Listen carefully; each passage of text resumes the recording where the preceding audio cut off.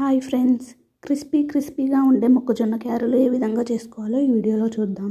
దీనికోసం ముందుగా ఒక మిక్సీ జార్ తీసుకొని దానిలోకి మొక్కజొన్నలు యాడ్ చేసుకొని 2 పచ్చిమిర్చి యాడ్ చేసుకోవాలి. అదేవిధంగా దీనిలోకి జీలకర్ర, వెల్లుల్లి రెబ్బలు, సాల్ట్ యాడ్ చేసుకొని వీడియోలో చూపించిన విధంగా మెత్తగా కాకుండా పచ్చాగా మిక్సీ పట్టుకోవాలి. మొక్కజొన్న గారెల్లో రెడ్ చిల్లీ పౌడర్ కంటే పచ్చిమిర్చి వేస్తేనే ఎక్కువ టేస్ట్గా వస్తాయి గారెలు. ఇలా పచ్చాగా మిక్సీ పట్టుకున్న దాన్ని ఒక బౌల్లోకి తీసుకోవాలి. మొక్కజొన్నలతో స్వీట్ గారెలు చేసుకున్నా కూడా చాలా టేస్టీగా ఉంటాయి.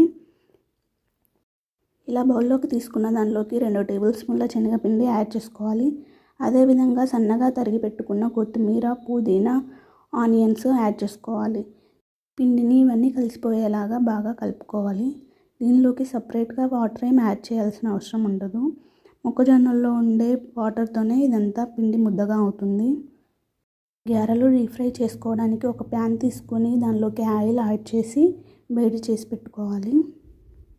ఆయిల్ బాగా మరిగించిన తర్వాత మొక్కజొన్న పిండిని చేతితో కొద్దిగా తీసుకొని గారెల్లో నొక్కుకొని ఆయిల్లో యాడ్ చేసుకోవాలి. ఇలా వీడియోలో చూపించిన విధంగా ఒక్కొక్కటిగా మొక్కజొన్న గారెలను యాడ్ చేసుకొని అవి రెడ్ కలర్ వచ్చే వరకు వేయించుకోవాలి. గారెలు క్రిస్పీగా రావాలని నేను ఎలాంటి వంట సోడాను యూజ్ చేయలేదు.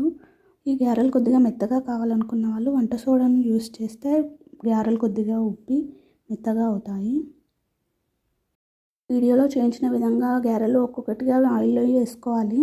ఇవి రెడ్ బ్రౌన్ కలర్ వచ్చిన తర్వాత మరోవైపుకు తిప్పుకొని వేయించుకోవాలి. గారెలు 2 సైడ్స్ రెడ్ కలర్ వచ్చే వరకు వేయించుకోవాలి. డీప్ ఫ్రై చేసుకున్న గారెలు ప్లేట్లోకి తీసుకోవాలి. ఇదే విధంగా పిండి మొత్తాన్ని చిన్న గారెల్లా వేసుకొని డీప్ ఫ్రై చేసుకోవాలి.